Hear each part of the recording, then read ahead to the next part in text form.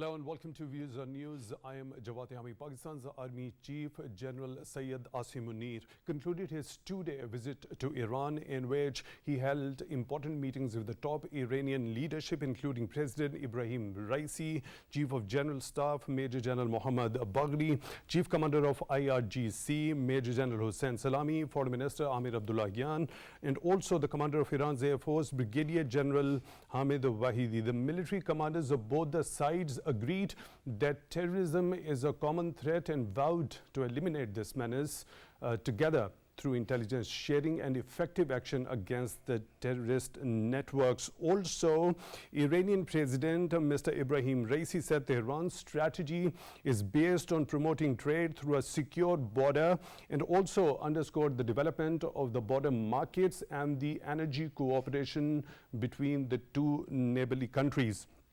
Also, in another major development, we have seen 258th Corps Commanders Conference was held at the General Headquarters in Rawalpindi, with Chief of Army Staff General Asim Munir chairing this particular huddle, and the participants were briefed about the prevailing internal security environment and also about the sanctuaries and the liberty of action to the terrorists of proscribed Tehrik-e-Taliban Pakistan and other groups in the neighboring country. As per the ISPR, the Army Chief said, let me quote, that objective training remains the hallmark of our professionalism, and we must remain prepared to guard against any threat to our national security, unquote. Earlier, we had also seen Army Chief during his visit to Quetta garrison said, let me quote once again, that acts of terrorism by Afghan nationals are intolerable and would elicit effective response from the security forces of Pakistan, unquote.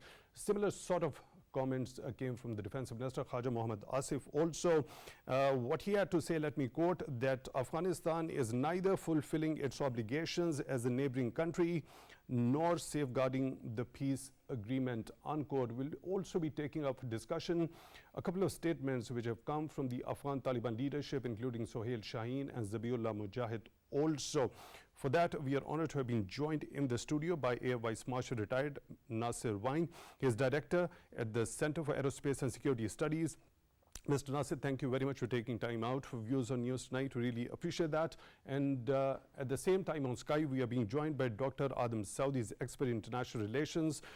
Dr. Saud, thank you very much for your time, also for being with us on Views on News tonight. Really appreciate that. Let me begin the discussion with you, Mr. Nasser, starting from this particular very important visit of Chief of Army Staff General Asim Munir to Iran. Two-day official visit. He held important meetings with top Iranian leadership.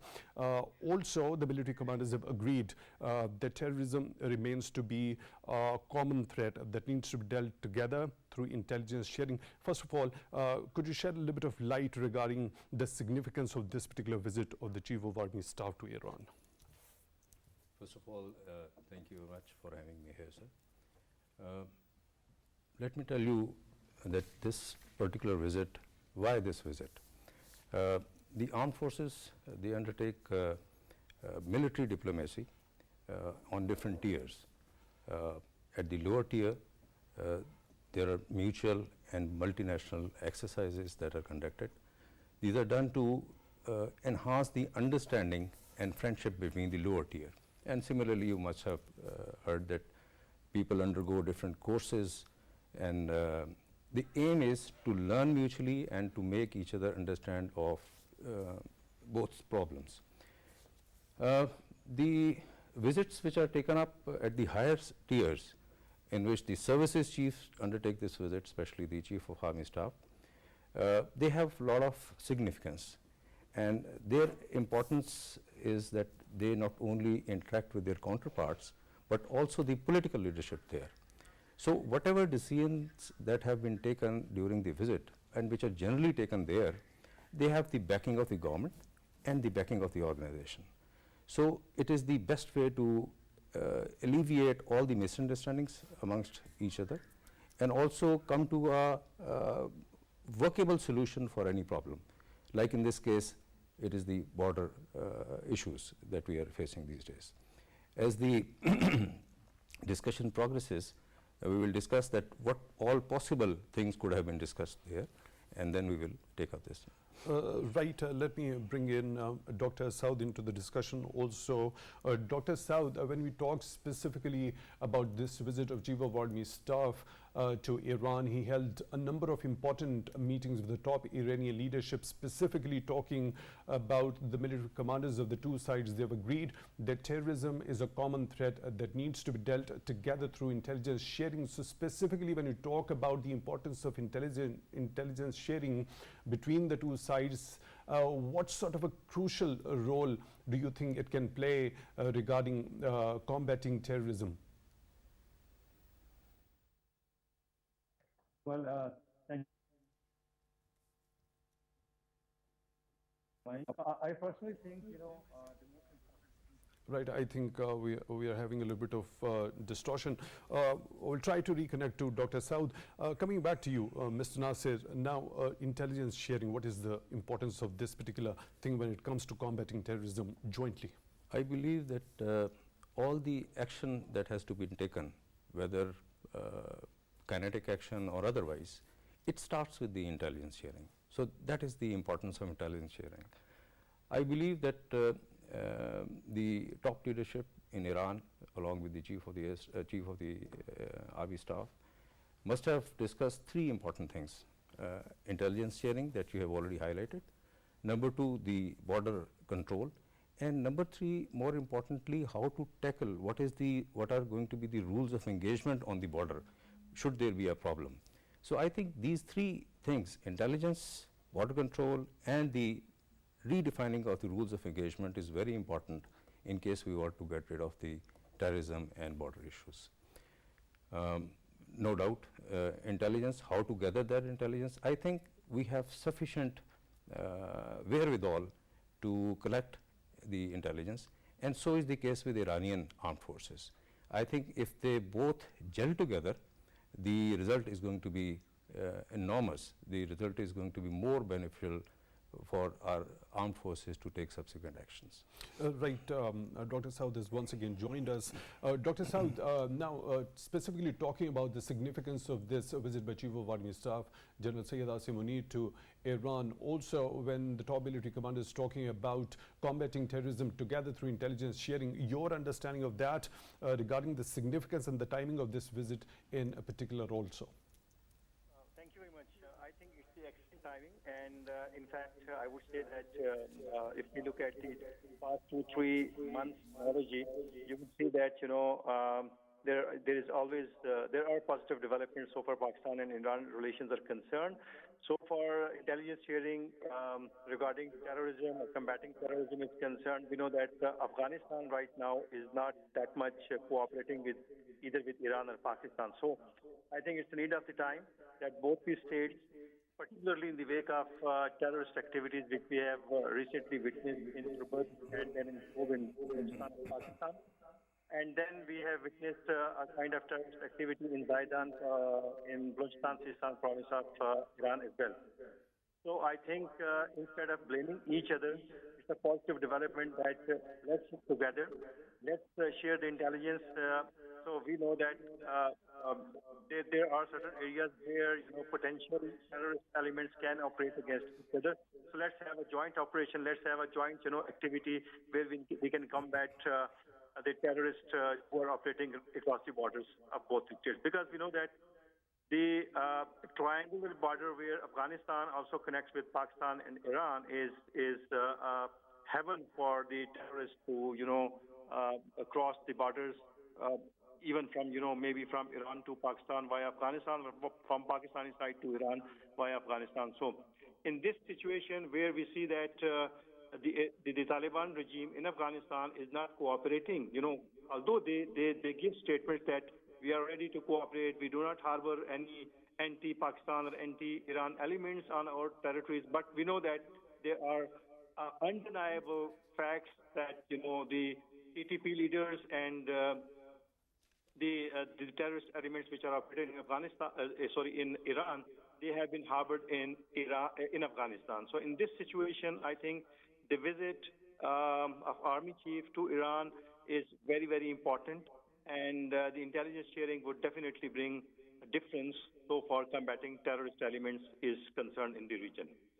Right, Dr. Saud will be talking later regarding the statements that have come from the Chief of Army Staff himself and also the Defense Minister regarding the urgency and the call towards the Afghan interim government that they need to fulfill their obligation. When we talk about the Iranian perspective in particular, do they have the similar sort of threat perception vis-a-vis terrorism emanating from the Afghan soil? Well, I think if you look at the history where we see that back in 90s when Taliban 1.0 they were in power, Iran did not recognize them and Iran had a very bitter kind of relations with them. But now, since we know that for 2 decades Afghanistan remained unstable and it had profound effects across the whole region. Therefore, the whole regional leadership, I mean all the immediate neighboring countries of Afghanistan, they decided that we should support a kind of regime which can bring instability, because when Doha agreement or the Doha talks, they continued for a long period of time. The Taliban 2.0, they assured international community that their territory would never be used against any other country so far the terrorist activities are concerned. But you see, that it's not only the terrorists who are, a threat to Iran from Afghanistan territory, but recently we see that there had been border clashes between Taliban and the Iranian border guards as well. So under this situation, it's not only the non-state actors, but in fact the state itself, that Taliban regime, they can have a kind of offensive into the Iranian territories as well. So I think so far the threat, the Iranian threat perception is concerned, they are to some extent right, and they are justified, because when the Taliban regime, they are not cooperating with the immediate neighbors and they are not fulfilling their pledges which they did during the Doha regime, I think Iranian regime is also justified to have cooperation with the other countries, neighboring countries, where they can jointly combat the terrorist activities of the terrorist or threat elements in this particular region. Right, let me go once again back to Mr. Nasser. The threat perception, when we talk about Iranian perspective, what's your understanding of that when it comes to terrorism in particular? I would like to club the Afghanistan and Iran issue together, like the speakers are mentioning.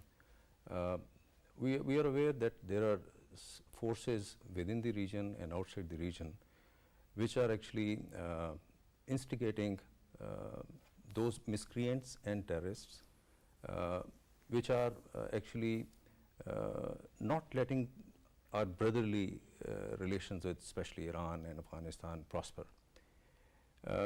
Let me tell you that everybody says that Afghanistan is these problems, unless the problems in Afghanistan are solved, this region cannot have stability.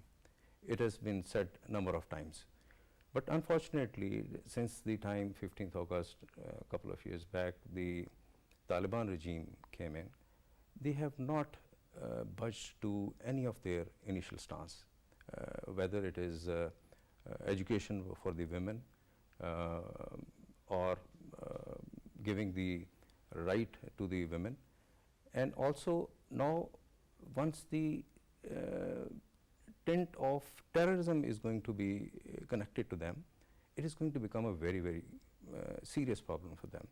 We must remember that they are still an interim government. Nobody has recognized them as yet. So if they continue to pile up problems for themselves, I think they are going to have further problems. And stability in the region is not possible. So it is a good idea in that sense that we have joined hands with Iran to mitigate this problem. And you have seen that there are a lot of happenings which have taken place in the recent past, namely the most important and the prominent one has been the KSA and Iran rapprochement.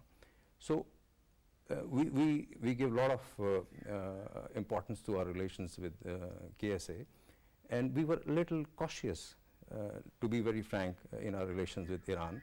Now that once that rapprochement has taken place, and more importantly, if it has been facilitated by one of our best friend, China, so all the more reason that we should join hands with Iran. And perhaps the visit of Chief of Army Staff is one of the initiatives, a series of initiatives that are going to take place, and this is one of the most important in that context. Handling Afghanistan's problems, if they're not budging to any of the international requirements, I think that's the only solution that rest of the people, rest of the nations in the region have to join together. So do you think after this particular very significant visit and Pakistani authorities as well as the Iranian authorities pledging to join hands to combat terrorism, the threat of which directly emanates from the Afghan soil, do you think the Afghan interim government is going to understand the weight behind this particular pledge and are going to take some serious measures from here on? I believe that I can't say exactly that they will definitely take some steps, but I think, as I've said, that this is the one of the initiatives that has been taken initially. Perhaps there will be series of initiatives which will have to be taken, and all the understandings that we have reached to with China, Iran, I think they'll have to be told to Afghanistan time and again so that they understand. We'll have to make them understand what is in their own interest. Unless they soften their stance, I think it will be very difficult for the region to stabilize. Right, Dr. Saud, your understanding of it, after this particular visit and the pledge by the both sides to combat terrorism together, the threat of which of course emanates from Afghan soil, do you think there is going to be some sort of introspection on the part of the Afghan authorities that they need to take up these calls by the regional countries in particular to take concrete measures to not allow Afghan soil to become a safe haven for the terrorists and terrorism perpetrated from that part? Well, I think definitely it's going to make a difference because Afghanistan is a landlocked country and it has to rely on its neighboring countries for its international trade particularly. And more importantly, I would say Iran and Pakistan, because these are the two countries which give Afghanistan access to the international and open seas. Rest of the countries, if you go towards North, it's Central Asia, they're also landlocked. So depending on Iran and Pakistan is a need of Afghanistan. And I think, when two countries, the most important countries, I would say, Pakistan and Iran, they're going to join their hands together, not only against the terrorist activities, but, like the Air Marshal, he was talking about the trade activities after the Iran and Saudi Arabian rapprochement. Yes, it's going to have a very, very positive development because Iran has given certain ideas where, it thinks that even India and Pakistan can join their hands together for maybe, the maritime trade and, regional connectivity and all that. Although, it's very premature to say that such kind of steps or such kind of ideas are going to materialize but the most important thing is it's the global, politics that is now shifting. There are new blocks, new, poles which are emerging right now. Into all this situation, China is very important, and we know that China has invested in Afghanistan as well. It has struck, multi-billion dollars deal with Iran and Saudi Arabia as well. And Pakistan is obviously one of the key players for Chinese global rise, I would say.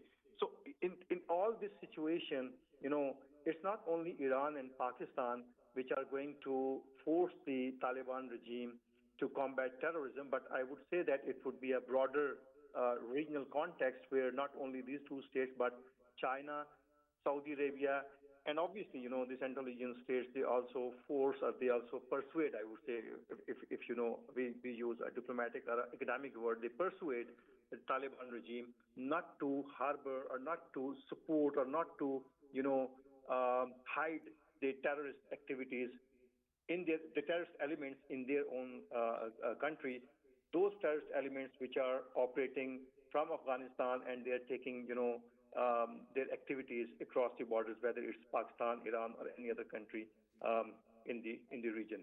The other thing that is very important, the trade relations.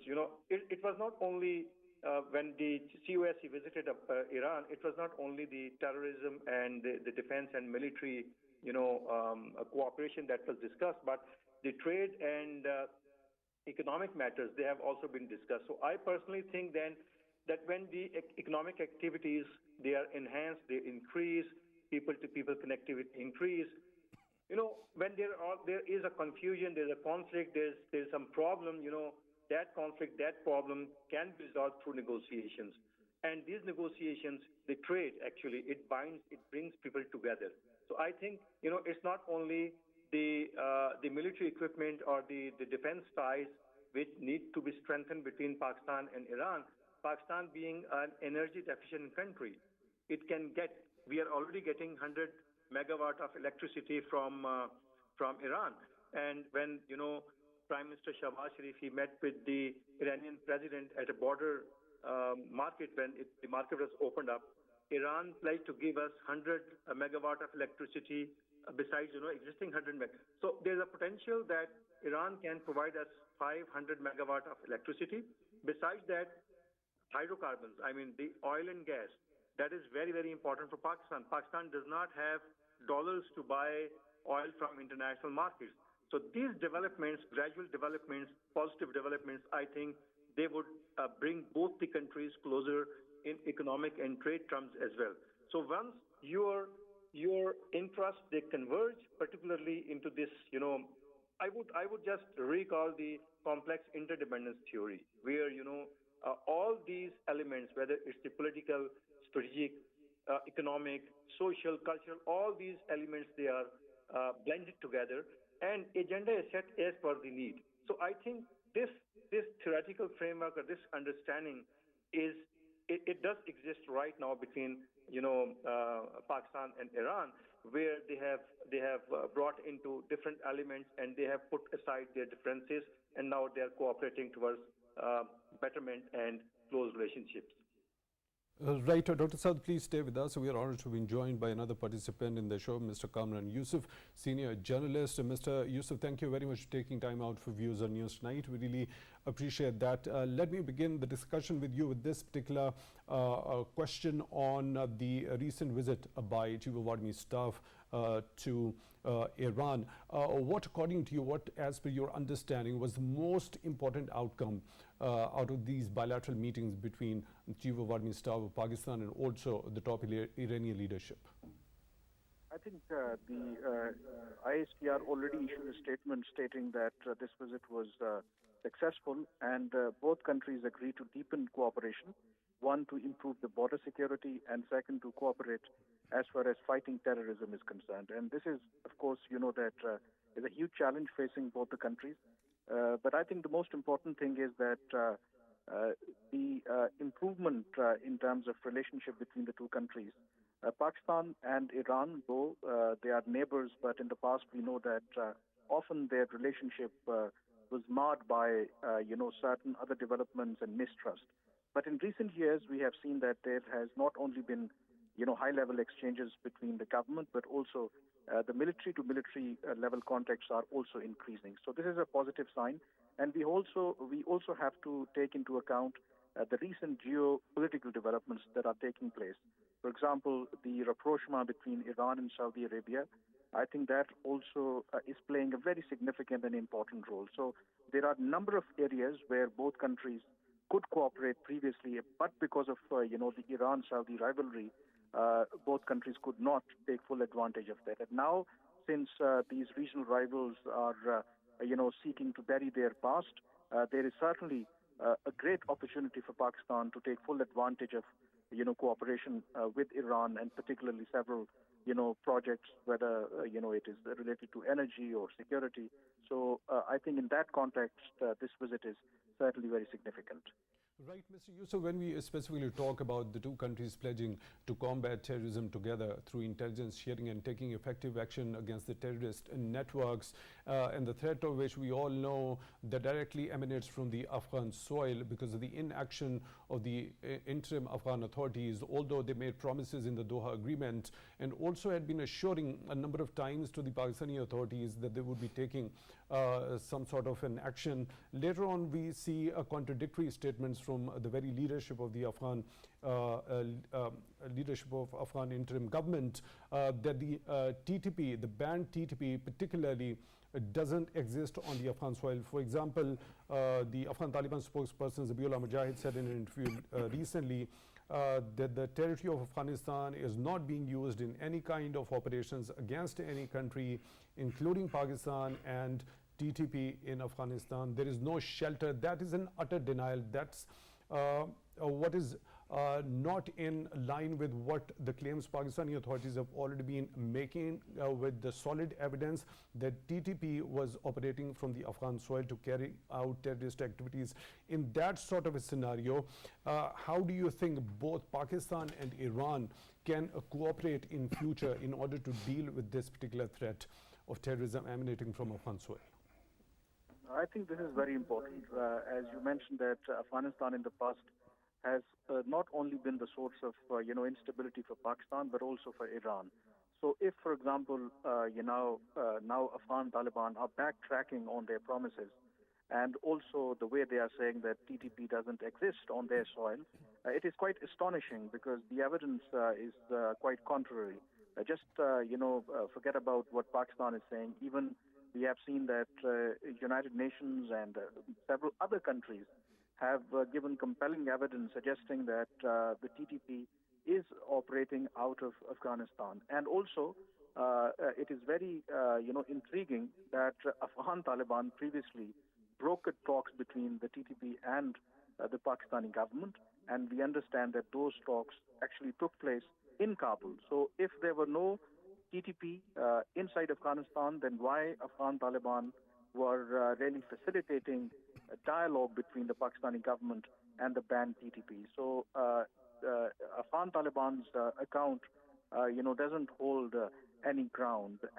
But for Pakistan, I think this is a very serious thing, given the fact that we had high hopes when there was a change of government, when Afghan Taliban, took over Kabul a couple of years ago, and we had expectations that unlike the previous administration of Afghanistan, Afghan Taliban would certainly take care of Pakistan's interest.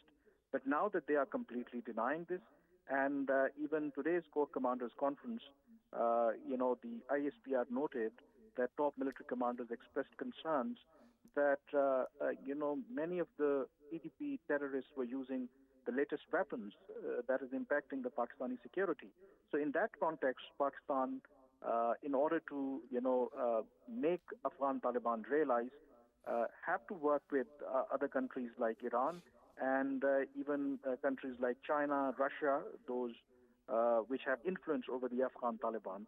So in that situation, I think it is important that Pakistan cooperate and work closely with regional countries, including Iran, which are directly being affected by the instability in Afghanistan. So I'm sure that during the recent visit of Army Chief General Asim Munir, Afghanistan must be one of the key talking points between the two countries.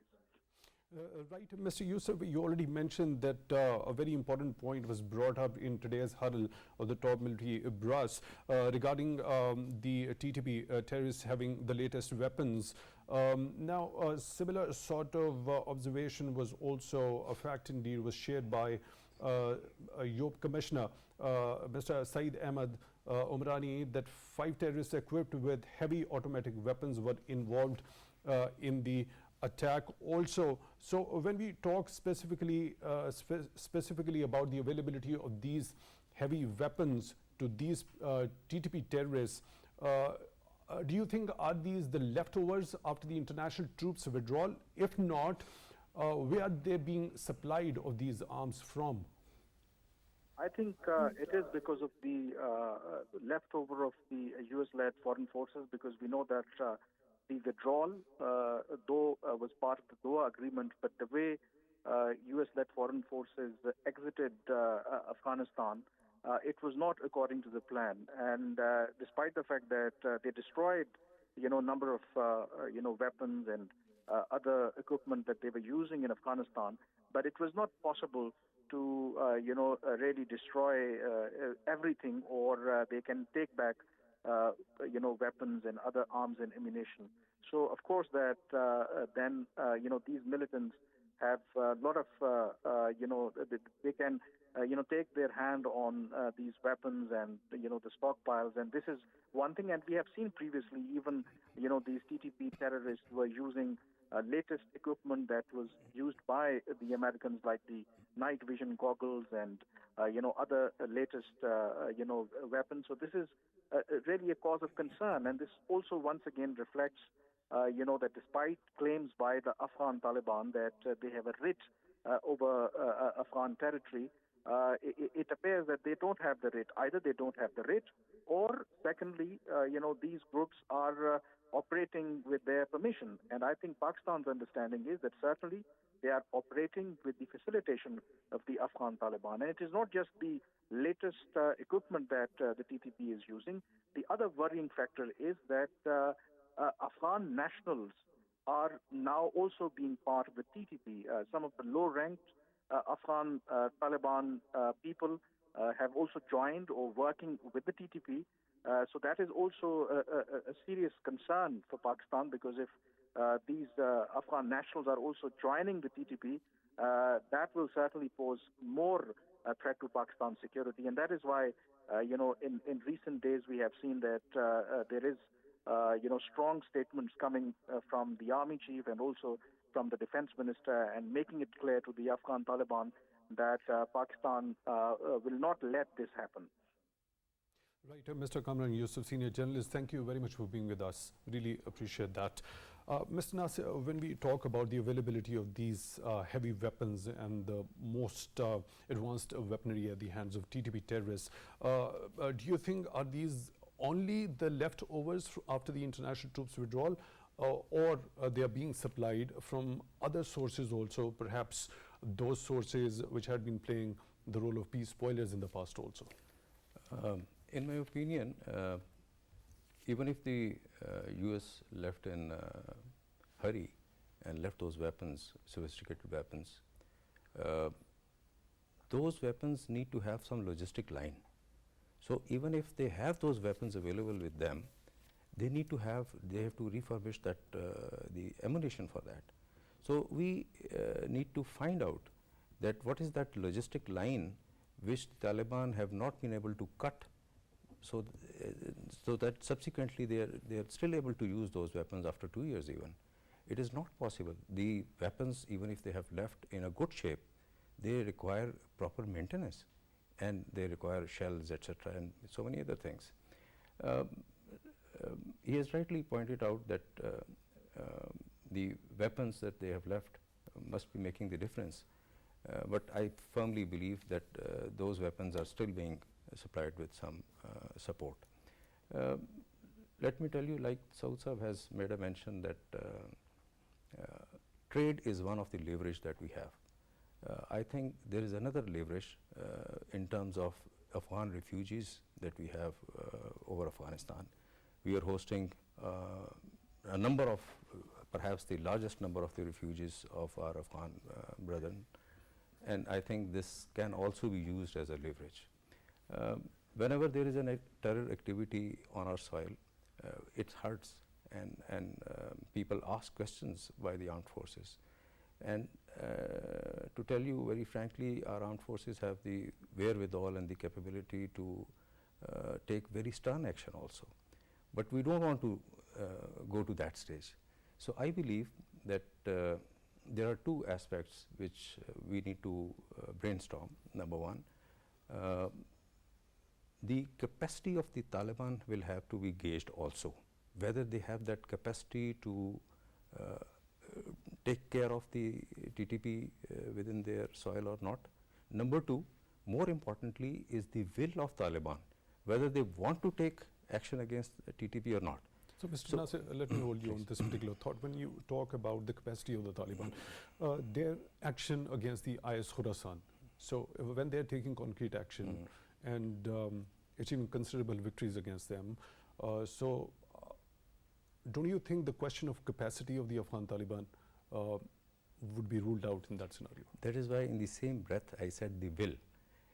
Even if they have lesser capability, they can join hands with the regional powers. They can take help from China, they can take help of Iran, Pakistan, on especially the intelligence gathering, etc. Overriding thing would be the will of the government or the interim government. I think even if their will is very strong, they'll be able to overcome that capacity issues if they have any. So by looking at these statements from Zabiullah Mujahid and Sohail Shaheen that the Afghan soil doesn't have the TTP terrorists, there is no shelter, what do you understand of those? I don't buy these statements because you have seen some of the statements earlier on, a few months back also, in which they have shown some soft corner towards TTP also. So if they're so firm that there is no TTP, I don't think that is correct. They have some, because they have some soft corner, or even if the entire government setup doesn't have, few elements within the government must be having that soft corner against them. So that is why that firm action is not being taken against. So do you think, other than capacity and the will of the Afghan Taliban, there could be also possibility of internal divisions within the ranks of the leadership of the Afghan Taliban? That they are unable to take concrete the action? problem is that there is no media openness there. So it is very difficult to find out that what are those cracks within the leadership itself. But whether that lack of understanding between the leadership is there or not, I am sure that there is some input coming from the outside also. We have our neighbors, eastern neighbors, which could be influencing, which have been influencing historically in last 20 years. They could be the supply of the weapons that I am talking about, the logistic line that I am talking about, you may very well find out someday, which is not being, even if we know it is not being depicted in the media, that there could be a supply line coming from their side.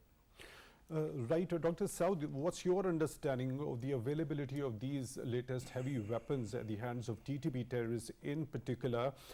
Do you consider it the leftover after the international troops withdrawal? And Mr. Nasser is of the view, even if they were the leftover after the international troops withdrawal, after 2 years have passed by, they need a logistic line or at least the refurbishment of those. So it has to be ascertained where that particular logistic line is being established from. Yeah, I agree. Since I'm not a military man, I don't know, what kind of maintenance and all that is needed for the weapons. But yes, this is true. It's not only the leftover weapons. Definitely, there is some kind of supply chain that provides weapons to the TTP, and it's not only the eastern neighbor, I mean India, but I think there can be certain other international powers which can provide those weapons to TTP. Why Taliban, they are harboring TTP? Yes, they do have an advantage. It's not only they can pressurize Pakistan, but the TTP can and it is being used against the ISK as well. So it's not only, Taliban, they want to keep their allies with them in order to combat their potential enemies or competitors within Afghanistan as well. So I personally think it's not only the Indians, maybe there might be, some other powers, international powers, who might be involved in this supply chain of weapons to Taliban, because these kind of weapons, the latest weapons, sophisticated weapons. I mean, how is it possible that these weapons can reach to the far-flung areas in Afghanistan, where even the infrastructure is not that much strong? I'm not a military man. Air Vice Marshal Saab is sitting over there. He is in a better position to express his views onto it, to give his expert opinion into this particular field. But I doubt that. And one more thing, all those promises which Taliban they did during the Doha talks, most of them, I would say, they have not fulfilled. Whether it's the harboring of the terrorist elements, the social reform, the education to women, and all that, they have not fulfilled. And I think um, they are heading towards what they wanted to or what they want to. I'm not clear whether they are going back towards the 1990s kind of style of government or not. But you know, what I think they are not progressing towards where they should have been. So I think there's a dire need, and it's a responsibility, I would say, of at least the immediate neighbors of Afghanistan. Maybe you can include Russia, maybe you can include Saudi Arabia, UAE, and these states to sit together and to persuade the Taliban regime, maybe in return of economic incentives or anything else, to fulfill their pledges which they did during the Doha Agreement. It's not only for the stability of Afghanistan, but for the betterment, broader betterment of the whole region as well. Right, Dr. Saud, when we talk about the Afghan Taliban, if they keep on violating on one pretext or the other, giving one reason or the other when it comes to the regional countries' demand of containing or dismantling the terrorist safe havens over there, and also when international community asks them to fulfill their condition of upholding the human rights, particularly towards the women, they come up with one pretext or the other. Don't you think after these back-to-back violations, there must be a realization among the Taliban ranks that these violations are going to push them more towards isolation, and in future they might not be getting recognition? Even after 2 years, they haven't got that recognition so far. Yeah, I think action speaks louder than the words. So I personally think that it's not only the persuasion. There must be a carrot and stick policy where you have to apply both sides of the policy. You can persuade them, but at the same time you can push them, you can force them. And the international, if you look at that is why I'm focusing onto the regional countries, because international community is, had it been so much interested, America spent 2 decades over here. The Western countries, the NATO, ISAF forces, they spent 2 decades over here, but they were unable to resolve the Afghan problem. In fact, they escalated the issue. They further, I would say, they further fragmented the Afghan society. So it's the immediate neighbors. I think it's their responsibility. We should sit together, all of us, and we should be thinking about a non-zero-sum game in Afghanistan. And it can be both ways. We can force them towards isolation, but at the same time we can persuade them with certain kind of soft power tactics. Particularly, we can provide, like Pakistan is providing, rest of the countries, they are providing the scholarships to the students. This is one must be targeting the youth, because when you target the youth, you are actually preparing your ambassador into another country. So once you are investing into the health, into the to education, and the civil sector, that is going to make a difference. But definitely, I would say that there must be a stick policy at the same time as well, because once the terrorist elements, they are operating from Afghanistan, the rest of the neighboring countries, all of us, we should join our hands. And one more thing, since all the neighboring countries of Afghanistan, they are in one or the other way, they're associated with the Shanghai Cooperation Organization. So this is one of the platforms where we can discuss, we can chart out a future strategy about Afghanistan, how to bring stability and how to force the Taliban regime to come up with, those policies which can bring stability not only in Afghanistan, but that would be contributing for the stability and development of the whole region. So do you think, very quick last comment regarding this, do you think even if such investment is being done by the regional countries, if there is no stability on the Afghan soil, that entire investment is going to go through the drain at the end of the day? No, I don't think it's going to be in drain, because the investment is onto the social sector, where the people of Afghanistan, they would be getting benefit out of it. It's not going all right into the drain. It would definitely. But if you are providing military equipment and all that, in the defense field, you are supporting Taliban, that is going to be wastage of money and wastage of time. So we should be focusing and we should be putting our efforts for the social development, for the political stability in Afghanistan, instead of, focusing more and more onto the border securing and all that. Right, Mr. Nasir, your last comment regarding, you already mentioned the issue of refugees that Pakistan can actually use the leverage of. We have seen Defense Minister Khaja Asif also talking about this particular problem. He said that allowing Afghan refugees to settle in Pakistan was a grave mistake, and we have to find a solution to the Afghan refugee issue. How to deal with that? I believe that there are certain international obligations within which we'll have to operate, and when we facilitated those refugees, we had those obligations and we still have those obligations. The only thing is that we can use it as a leverage.